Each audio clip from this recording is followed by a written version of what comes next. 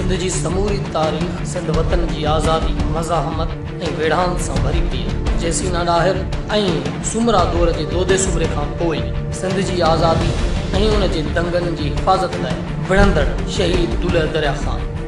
दुलह दरिया ख़ान पहिरीं सिपाही तौरु कमु कयो, पर पोइ पंहिंजी दाहब बहादुरी ऐं वेढ़ाकीअ जी महारत जे करे सॼी फ़ौज जो सिपह सालार बणी वियो। सिंध ते हमले वक़्तु दुलह दरिया ख़ान अरबूनी लश्कर खे सिंध जी पुराणी गादी वारे हंधि समांगर सामूई जे मैदान ते जी मुंहुं मुक़ाबिल थियो। दुलह दरिया ख़ान सिंध वतन जी सलामती ऐं आज़ादी बरक़रार रखण लाइ सामूई जे मैदान ते अरबूनी लश्कर सां विढ़ंदे 22 डिसंबर 1520 ईस्वी ते शहीद थी। सिंध वासियो अचो त सिंध जे उन सिपह सालार शहीद दुलह दरिया ख़ान खे सलाम पेश करण लाइ उन जी शहादत जे मौक़े ते 23 डिसंबर 2017 बरोज़ छंछर जी शाम मकरीअ ते दुलह दरिया ख़ान जी मज़ार ते गॾु थी सॼी दुनिया खे उहो पैगाम ॾिनो त सिंधी पंहिंजे नंगनि ऐं दंगनि लाइ पंहिंजे वतन जी आज़ादी जी जंग तां अञा दस्त बरदार नाहिनि थिया।